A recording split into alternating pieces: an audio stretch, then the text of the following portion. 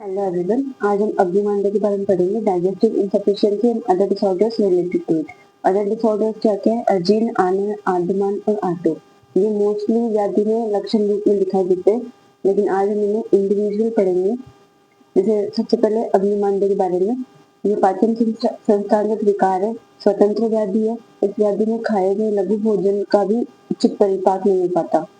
और अग्निमांद्य का मतलब क्या है? अग्नि की मंदता होना। जठराग्नि जो है 4 प्रकार की होती है: समअग्नि, मंदग्नि, विषमअग्नि और तीक्ष्ण अग्नि। और अग्निमांद्य जो है 3 टाइप का होता है: वातज, पित्तज और कफज। देन इसका निदान: गुरु, शीत, अतिरिक्त दूषित अन्न का ग्रहण करना, रोगजन्य कृष्णता से होता है, देश काल ऋतु का विषम होना, जैसे बिना ऋतु के जिस ऋतु में हमें जो भोजन करना चाहिए वो हम नहीं कर रहे हैं, और साथ में भोजन अजीर्ण होने पर भी अधिक भोजन करना, और विषमासन मतलब अनुचित काल में हम भोजन करते हैं। फिर इसकी संप्राप्ति में हमने निदान जो देखे थे, वो निदान सेवन करने पर कफ दोष की दुर्बलता होगी, कफ दोष प्रकोपित होगा, जिससे जठराग्नि मंद हो जाएगी। आहार का उचित परिपाक नहीं होगा, जिससे आमविष की उत्पत्ति होगी और अग्निमांद्य रोग होगा। फिर इसके घटक में जो दोष है, कफ प्रधान व्याधि है तो कफ प्रधान त्रिदोषज। दूसरे धातु में आएगा रस और अग्नि। आम अग्निजन्य आम बनेगा। अग्निदृष्टि अग्नि मंदता से अग्निदृष्टि होगी। स्रोतस के अन्नवय स्रोतस।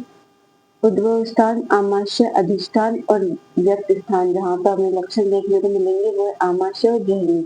साध्य है, साध्यता क्या है? साध्य है रोग भेद। आपने देखा था कि 3 प्रकार के: वातज, पित्तज और कफज। फिर इसके लक्षण में वातज अग्निमांद्य के क्या लक्षण है? सबसे पहले कि इसका निदान क्या है? कटुतिक्त कषाय रस प्रधान अन्न का सेवन अति रुक्ष भोजन करने से और अति संक्रमण मतलब ज्यादा चलने से, वात प्रकोप होगी। फिर इसके लक्षण क्या है? उदर से आद्यमान, क्रोध, दौर्बल्य और मुक्षोष। पित्तज अग्निमांद्य कटु अम्ल पदार्थों का अति सेवन, विदग्ध अजीर्ण होने से, प्रकोपित पित्त के द्रव गुण की वृद्धि से अग्नि मंद हो जाती है। जो यहाँ पित्त प्रकोपित हो रहा है, इसका जो द्रव गुण है, इसका जो लिक्विड फॉर्म है, उसकी वृद्धि होने पर अग्नि मंद जाती है। तो इसके लक्षण क्या है? तृष्णा, दाह, अरुचि, भ्रम और अम्ल उद्गार। यहाँ खट्टी डकार आएंगी। पित्तज अग्निमांद्य में जो है खट्टी डकार आएगी और कफज अग्निमांद्य में मधुर उद्गार आएगी। इसका कफज अग्निमांद्य में निदान है अति गुरु स्निग्ध पिच्छल मधुर आहार सेवन से, भोजन के बाद सोने से। तेरे का लक्षण: शरीर गौरवता, शरीर में भारीपन होगा, नोजिया, वॉमिटिंग, आलस्य, फ्लम और ये मधुर उद्गार। देन हम अजीर्ण के बारे में पढ़ेंगे, मतलब इनडाइजेशन। इनडाइजेशन में भी जो है हमारा भोजन का परिपाक नहीं हो पाता। किस वजह से? जठराग्नि मंद होने की वजह से आम दोष की उत्पत्ति होती है। और अजीर्ण से ज्यादा भोजन करने से ही नहीं, अपने मानसिक भाव से भी होता है, जैसे काम, क्रोध, लोभ, शोक, भय, इनसे भी अजीर्ण की उत्पत्ति होती है। फिर आता है अजीर्ण का मतलब क्या है? मतलब न पचा हुआ, न जीर्ण हुआ, बल व शक्ति का अभाव होना। देने का निदान में अत्यधिक जलपान अर्थात में भोजन, विषमासन, गुरु, शीत, अन्न सेवन, वेग धारण से, रोगजन्य कृष्णता से, देश काल ऋतु अनुचित इनके अनुसार अपन भोजन नहीं करेंगे। चिंता, क्रोध, शोक, ये सारे मानसिक निदान है। जैसे चिंता, क्रोध, शोक, दुख, ईर्षा, इन सब में अगर अपन भोजन करेंगे, बिना मन लगाए अगर भोजन करेंगे तो भोजन का परिपाक नहीं हो पाएगा। संप्राप्ति जो आपने भी अग्निमांद्य में देखी थी वही है, जैसे निदान सेवन से जो है अग्नि मंद होगी, आम बनेगा, उसी प्रकार। फिर संप्राप्ति घटक दोष में क्या है? कफ प्रधान के दोष है, वहां पे भी आपने कफ प्रधान देखा था, क्लेदर कफ। दूसरे धातु रस होगा और मल होगा, कफ और पित्त। अग्नि जठराग्नि और धात्वाग्नि।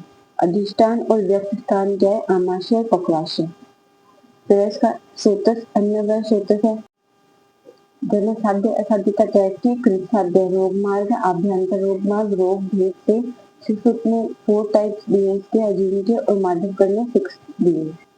पूर्व रूप जो है स्पष्ट नहीं है। मैंने आपको पहले भी वीडियो में कहा था कि जिसके भी पूर्व रूप या जो भी चीज जिसमें दे रखी है जो स्पष्ट भी नहीं है, वो आपको वहाँ लिख कर आना। अगर आप लिखोगे नहीं तो एग्जामिनर को लगेगा कि आपको ये आता नहीं है। भेद गैस के सुश्रुत के अनुसार जो 4 भेद है, आम अजीन, विदग्ध अजीन, निष्कब्ध अजीन और रस शेषाजीन। फिर है इसके सामान्य लक्षण, निष्कब्धता, भ्रम, शील, अरुचि, मूर्छा और अविपाक। पहले विशिष्ट लक्षण, आम अजीन के विशिष्ट क्या है लक्षण, ये कफ प्रधान है। फिर लक्षण क्या है, नोजिया, प्रसेप, अंगों में भारीपन और एसिडिटी वाली उद्गार आएगी। विदग्ध अजीन में ये पित्त प्रधान है, मूर्छा, भ्रम, तृष्णा, गाय, अधिक स्वेद देखने को मिलेगा। निष्कब्ध अजीन वात प्रधान है, शूल, आद्यमान, मूर्छा, विबंध, अंग, मद और एसिडिक उद्गार आएगी। रस शेषा अजीन शुद्ध उद्गार प्रवृत्ति, अरुचि, हृदय प्रदेश में भारीपन और प्रसेप, अन्न द्वेष। दीन पाकी अजीन और प्राकृत अजीन, ये जो है माधवकर के अनुसार दे रखे हैं, जो उसने 6 प्रकार बताए थे। ये इसमें कोई दोष नहीं है, निर्दोष अजीन नहीं है। जब भोजन का पाक सही समय पर नहीं हो पाता है, 24 से 26 घंटे में नहीं हो पाता है, तो पाक का समय अगले दिन हो जाता है, इसलिए इसको दीन पाकी बोलते हैं। फिर प्राकृत अजीन क्या है, प्रतिदिन रहने वाला अजीन है और ये हर व्यक्ति में पाया जाता है। देन अजीन की साध्य असाध्यता, इनिशियल स्टेज में साध्य होगा और अल्प कम उपद्रव होने पर ये कृत साध्य होगा। उपद्रव अगर बढ़ जाएंगे, सभी उपद्रव होंगे तो ये असाध्य होगा। देन इसके कॉम्प्लिकेशंस क्या क्या है, उपद्रव इसमें क्या क्या देखने को मिलेंगे, मूर्छा, वमन, प्रसेप, प्रलाप, भ्रम और मृत्यु। फिर ये है क्रोनिक उपद्रव के क्या क्या है, जैसे आमविष बनेगा तो आमविष में अल्सर और विसूचिका भी होते हैं, ये इसके क्रोनिक उपद्रव है। देन कॉन्स्टिपेशन, आना है, मल एवं वायु का वात की विकृति से किसी भी मार्ग से अगर प्रवृत्ति नहीं होती है मल की, तो वो होता है आना है। अब ये होता कैसे, जैसे आमाशय में आमरस है, अन्न रस है, अन्न और पक्वाशय में पुरुष है, इनका एक साथ संचय होगा और अपान वायु की विकृति से अन्न पुरुष की प्रकृति बदल जाती है, जिसकी वजह से जो है इनका उद्गार मतलब ये ना ऊपर वाले मार्ग से ना अधोवायु मार्ग से प्रवृत्त नहीं हो पाता है, ये जिससे आना है रोग होता है। और ये सेम संप्राप्ति और ये सेम है। से संप्राप्ति घटक दोष वात प्रधान है, जैसे पिछले में आपने देखा था अजीन और अग्निमांद्य में कफ प्रधान थे। दूसरा धातु जो है अन्न और रस, धातु मल कफ हो जाएगा और शारीरिक मल जो है पुरुष। अग्नि जठराग्नि, श्रोतस अन्नदा और पुरुष का श्रोतस। उद्भव स्थान आमाशय, संचार स्थान पक्वाशय। गणेश के निदान, निदान में वृक्ष अन्न सेवन, वात व्याधि है तो वृक्ष अन्न सेवन, व्यायाम न करना, निरंतर बैठे रहना, अधान में वेद धारण और कटुतिक्त कषाय रस प्रधान द्रव्यों का सेवन। अभी आपने पहले संप्राप्ति घटक देखे थे, उसमें अधिष्ठान क्या है, अव्यभाग शरीर। साध्य असाध्यता, ये साध्य रोग है, रोग मार्ग है मध्यम रोग मार्ग। रोग भेद से 2 है, भेद कौन कौन से, आमज और पुरुषज, और चरक में सिर्फ आमज माना है। तो इसके लक्षण क्या है, विशिष्ट लक्षण, आमज आना में क्या लक्षण देखने को मिलेंगे, तृष्णा, क्षीरोदाह, गात्र गौरवता, प्रतिशाय, आमाशय शूल, आमाशय में शूल होगा और उद्गार अवरोध मतलब उद्गार नहीं होगा। फिर है पुरुषज आना है, पुरुषज में क्या होगा, स्टिफनेस इन बैक, अल्सक, मूर्छा, श्वास कुच्छता, शूल और मल मूत्र अवरोध। फिर है आद्यमान, ये एक स्वतंत्र वातज रोग है, अनेक व्याधि के लक्षण के रूप में मिलता है, जो मैंने आपको स्टार्टिंग में कहा था। चिकित्सा न करने पर कष्ट साध्य होता है और इसमें होता क्या है, वायु के प्रकोपित होने के कारण नाभि के नीचे अधर प्रदेश में होने वाला शूल आद्यमान कहलाता है। गणेश का निदान, वातज व्याधि है तो वृक्ष अन्न सेवन से कटुतिक्त कषाय रस प्रदान अन्न सेवन पित्त का क्षय हो जाता है यहाँ, और 13 प्रकार के वेद धारण से आहार का ठीक न पचना इससे हो जाता है। फिर वेद गैस के 2, आद्यमान और प्रत्याद्यमान। आद्यमान में क्या है, पक्वाशय में वायु का संचय होना, और प्रत्याद्यमान में कफ और वात वृद्धि के कारण आमाशय में वायु का संचय होने पर आटोप या फुलाव। फिर इसकी संप्राप्ति के निदान सेवन, जो भी हम वात प्रकोपित निदान सेवन करेंगे उनसे वात प्रकोपित होगी और पित्त का क्षय हो जाएगा, आहार अविपाक होगा, मार्ग अवरोध, विकृत अपान वायु का उदर में संचय होगा, आटोप युक्त उदरशूल। देन आद्यमान व्याधि उत्पन्न होगी। तो इसके जो संप्राप्ति घटक क्या है, ये आना के समान है। तो हमने पहले आना देखा था, अभी इसी के समान से संप्राप्ति घटक है, तो वो भी वातज व्याधि की। लक्षण क्या है, आटोप में तीव्र उदरसूज और बेचैनी। फिर हम पढ़ेंगे आटोप के बारे में। ये भी एक स्वतंत्र व्याधि है। उदावत आना है, आद्यमान से समानता रखती है। सेम से गुड़गुड़ाहट की विशिष्ट ध्वनि होती है इसमें। जैसे आपको कभी कभी बहुत तेज भूख लगती है, जिससे जो आमाशय खाली होता है उसमें वायु की वृद्धि हो जाती है, उससे उदर में विशिष्ट ध्वनि उत्पन्न होती है, जिसको बोलते हैं आटोप।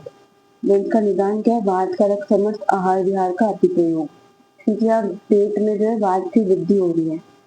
तो इसकी संप्राप्ति, निदान सेवन उदर में वात प्रकोप, वात वृद्ध वात का उदर संचरण, और फिर वात जब उदर में संचार करेगी तो गुड़गुड़ाहट की ध्वनि आएगी और आटोप उत्पन्न होगा।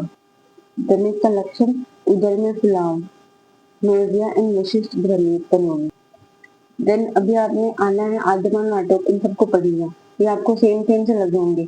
तो इनका सापेक्ष निदान क्या है, डिफरेंशियल डायग्नोसिस क्या है, कि मतलब इसमें आना में क्या होता है, उदर में स्तब्धता, आद्यमान में पेट फूलना होता है और आटोप में उदर में गुड़गुड़ाहट होती है। फिर अपान वायु, इसमें आना में अपान वायु द्वारा उद्गार का अवरोध हो जाता है। वायु प्रकोपित होने के कारण नाभि के नीचे शूल उत्पन्न होता है। जब तेज भूख लगने पर आमाशय खाली होता है, जिसमें वात की वृद्धि होती है और उदर में विशिष्ट ध्वनि उत्पन्न होती है। देन मल संचय, इनमें आना में मल संचय होता है, इन दोनों में नहीं होता। भेद क्या है, इसके आमज और पुरुष दो देखे थे आपने, इसमें आद्यमान और प्रत्याद्यमान ये दो देखे थे और इसमें कोई भेद नहीं है। स्रोतस दृष्टि क्या है, इधर की दो स्रोतस है, अन्नव और पुरुष स्रोतस, इनकी दृष्टि होती है। इधर अन्नव स्रोतस है, इधर भी अन्नव स्रोतस है। सो थैंक यू, मिलते हैं नेक्स्ट वीडियो में।